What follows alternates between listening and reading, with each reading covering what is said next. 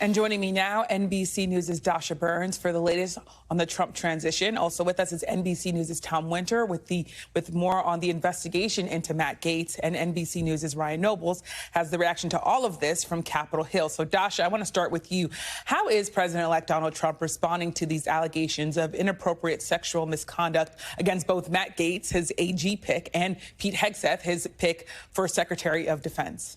Well, big picture, Yamiche, he is not backing down or backing away. We got a statement specific to Hegseth where his communications director, Stephen Chung, tells NBC News that Mr. Hegseth has vigorously denied any and all accusations and no charges were filed. We look forward to his confirmation. And then one of his top advisors, James Blair, was just on Fox News. He was asked about Matt Gaetz, and he said that the president's been very clear that he intends to see his nominees confirmed, and we're hopeful that our partners in the Senate will work closely with us to ensure that happens again. So no sign that there's, at least publicly, any sort of second guessing or moving away, even from these most controversial picks so far, Yamiche. Well, very interesting to see Donald Trump sticking by those picks. I also want to ask you, we got a new pick for Donald Trump's cabinet. He's tapped Chris Wright, who is CEO of a fracking company, to be Secretary of Energy. So what more should people know about Chris Wright? If you listen to President-elect Trump on the campaign trail, you heard at every rally, drill, baby, drill. It was a mantra. It was repeated by his supporters, and now it is coming to life in some of these picks, including this choice for Energy Secretary. Look, he is a staunch defender of fossil fuels. He's expected to try to maximize Mr. Trump's goal of energy production via oil and gas, and he is also in staunch opposition to the idea of fighting climate change. He has called some of the moves by Democratic activists on climate change, likening it to Soviet-style communism. So very much a MAGA world choice when it comes to energy, fossil fuels, oil and gas being top priority, and climate change being either not a priority at all or, in fact, a con in his book. I will note, though, that right now the U.S. is producing its highest levels of oil and gas in history under the Biden administration, and it's not clear exactly how they would boost that much more in a Trump administration, Yamiche. And as you're talking about, of course, him being sort of in line with all of the Trump's views, we've seen a lot of picks in line with Trump's views. They've been coming fast and furious. That being said, there are several key cabinet roles that are still open. So what more do we know about the open spots and how the Trump team is thinking about them? So we're watching right now specifically for his choice for Treasury Secretary. There's a bit of a knife fight going on right now between Howard Lutnick, who is a co-transition chair, a boisterous billionaire type, very much of the MAGA mold, and a more traditional choice in Scott Bessent, who's a Wall Street guy. A couple other Wall Streeters now in the mix as well. So will he go the traditional resume or not on Secretary of the Treasury? And then we're also watching for FBI. There are, again, those two different worlds from which Trump could choose from, a more traditional pick or someone who is seen more as a loyalist. And then, of course, Department of Education is something I'm watching for, too, Yamiche, given how Trump and his acolytes have talked about dismantling or completely pivoting that department, which is also so critical to the people of Yamiche. Well, certainly a lot to look for as he continues to fill for his administration. Thank you so much, Dasha Burns. Now, Tom, I want to come to you. We've heard from the attorney for the woman who testified before the House Ethics Committee on these sexual misconduct allegations against Matt Gaetz. What more do we know about that testimony and what she told that committee? Right. So those are some of the details that we're still working on and actually trying and in the process of getting an interview with that attorney, who's been identified as Joel Leopard, and he's a civil attorney from basically the Orlando area. He said in a statement to NBC News on Friday night, my client testified to the House Ethics Committee that she witnessed Congressman Gaetz having sex with a minor at a house party in Orlando in 2017.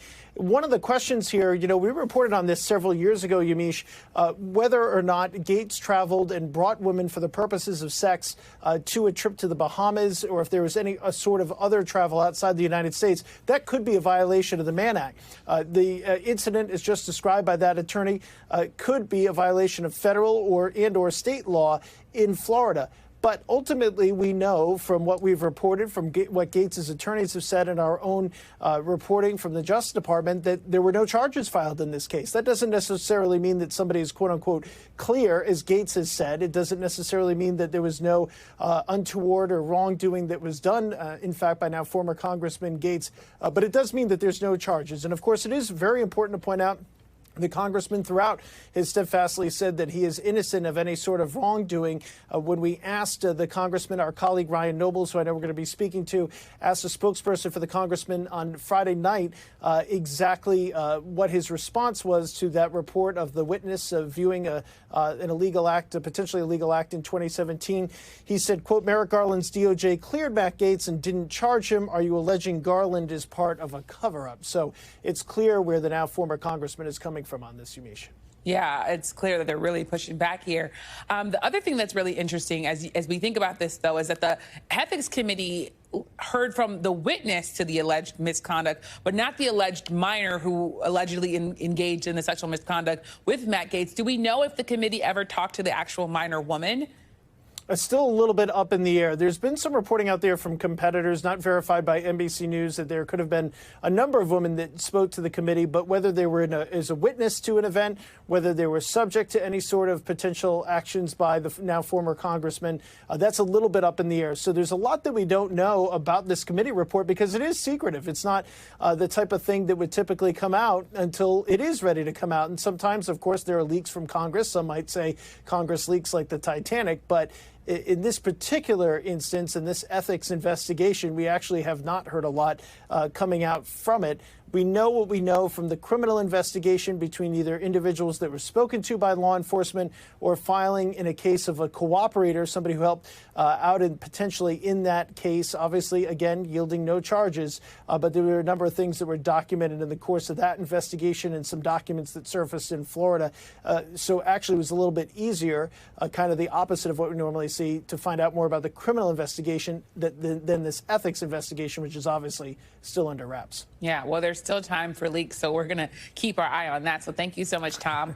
Now, Ryan, Tom did sort of take some of the reporting that I would have asked you about as he quoted you in your interview with that spokesperson for Matt Gaetz. But I want to ask you, what are you hearing from lawmakers about these two separate allegations against Matt Gaetz and Pete Hegseth? And where do you think things stand in terms of the support for these two picks? That's just like Tom to steal my thunder, isn't it? But I'm going to let it slide today. It's okay, Yamiche. It's all right.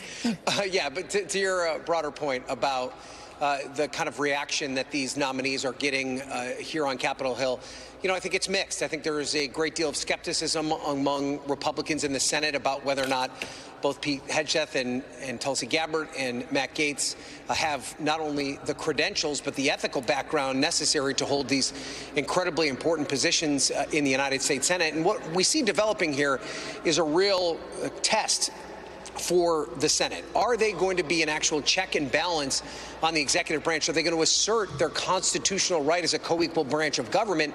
Or is their most important priority just to be loyal to Donald Trump and roll over for whatever desire he might have? It's important to keep in mind when we have this conversation that if for some reason one of these nominees does not make it through, it won't be because of Democrats. I mean, they will likely all vote no. But Republicans will have more than enough votes to get them over the finish line. They could have as many as 53 senators, and it would mean that as many as 4 Republican senators would vote against one of these nominations to prevent them from going forward. So it is the Republicans that have questions about these nominees. And while I say they have questions, I would also remind you, Yamiche, that not one of these Republican senators have come forward and said that they're a definitive no on any of these nominations. So this is a live ball, and they all have a path to being confirmed at this point. It's certainly a live ball, and it's really interesting that all of our reporting right now is that these lawmakers are saying in private that these paths might be rocky here. But I want to also ask you about this Ethics Committee report and the meeting on Wednesday. Is there any sort of precedent for possibly maybe it not going fully public but being given to the senators here? And especially as Speaker Johnson is saying this is a draft in draft form, how much do we know about whether or not this is something that even could be shared given where it is in the process? Well, the simple answer to your question, Yamiche, is we don't know just how far along they are in this process, what the vehicle or mechanism might be for them to bring it out into the light of day. What we do know is that the committee can basically do whatever they want in this situation. There is no legal or statutory reason for them not to be able to release this report. Yes, they can no longer investigate Matt Gaetz because he does not fall under their jurisdiction anymore because he's no longer a member of Congress, but that doesn't preclude the work that they've already done. They've already collected all of this evidence. They've already done all these witness interviews. That material exists, and it is the property of the House of Representatives. What they choose to do with it, that is what we still don't know. We know that Republican senators desperately want to see this material. Do they perhaps have some of it transmitted to them, just the evidence, the underlying evidence, the transcribed interviews, the evidence that they've collected, and not the actual report that is compiled? That's a possibility. I do think that there is a growing, perhaps, standoff between the Republican Senate and the Republican House over the custody of this material. Generally, the two sides work together pretty well to hand information back and forth. Could it get to the point where there's even perhaps a subpoena request? That would be unprecedented and would lead to quite the standoff. But at this point, there's really no indication what's going to happen to this material that most senators believe is vital to determining whether or not they'll vote yes or no on the Gaetz confirmation. Yeah, well, thank you so much, Ryan, for breaking all that down from Capitol Hill. I'm sure we'll have you back because things are busy, busy, busy. So thank you so much. Thank you. Now, policy-wise, President-elect Trump is making it clear where his focus will be when he begins his second term, and it is on immigration and the border. Earlier today, Trump responded, quote, true, to a post on social media saying he is prepared to declare a national emergency and use military assets to make good on his mass deportation plan. That is also something he told NBC News earlier this month as a top priority, he said, regardless of the price tag. So joining me now for more on President-elect Donald Trump's border plans is NBC News Homeland Security correspondent Julia Ainsley. So, Julia, thanks for being here. Could you just give us a reality check here? I wonder, what do we know about the president-elect's actual plans, what he can do, what we think he might do when it comes to sort of the resources that it will be at will when he becomes president?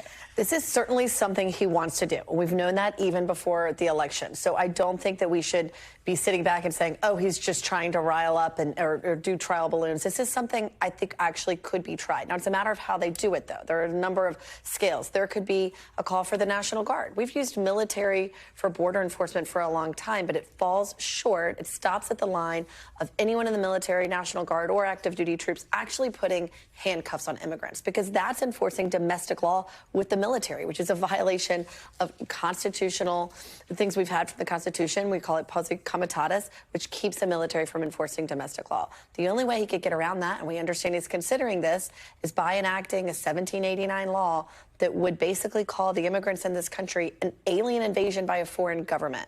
Hard to see how that one stands up in court, Yamiche, but we'll see just how far they try to go. As you're talking about that, what do we know in terms of what he could unilaterally do and presumably what he could do with the full support of a Republican Congress? And if you could talk about that, I wonder, you're talking about putting handcuffs on people, but I also wonder if the military assets could mean jugs of water, if it could mean other things too. Yeah, if it does mean jugs of water, that's okay. He's used that before. I remember being at the border in 2018 when he thought that there was a caravan coming that didn't come, but there were active duty troops spending their holidays at the border just to build barricades, do basically anything short of interacting with migrants. But when you're talking about whether he needs congressional support, he does when it comes to the funding. He needs more manpower. He needs more flights. He needs more ICE agents. He needs local law enforcement to feel like they can actually help with this effort without being stymied from doing their own local law enforcement operations. So he's going to need Congress for the funding, but Congress can't get him past legal challenges. And if he does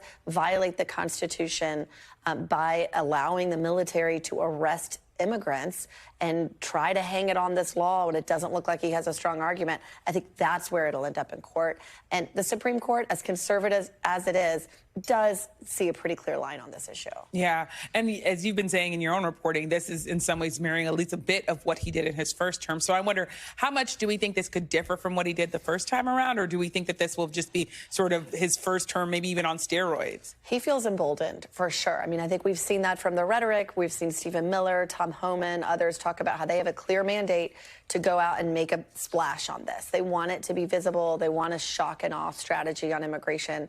And I think that they believe that they have the American public's backing in a way now that they didn't in 2016. At least in the first term, I know that they had conversations about how the message would be received by the American people. Yeah. I think a lot of those considerations, based on who's around the table now, and the win that he just had, some of those voices are much quieter now. So I think we could expect to see something very big, but it's the same ideas that he had. It's the same strategy. I'm seeing some of the people I'm still talking to, I'm having flashbacks to 8 years ago where there's so much being floated. You wonder what will stick, but clearly there's a need to make an impression on this. Yeah. Well, definitely a lot to cover, and an emboldened Trump who feels like he has a mandate. So thanks so much, Julia. Thanks for watching. Stay updated about breaking news and top stories on the NBC News app or follow us on social media.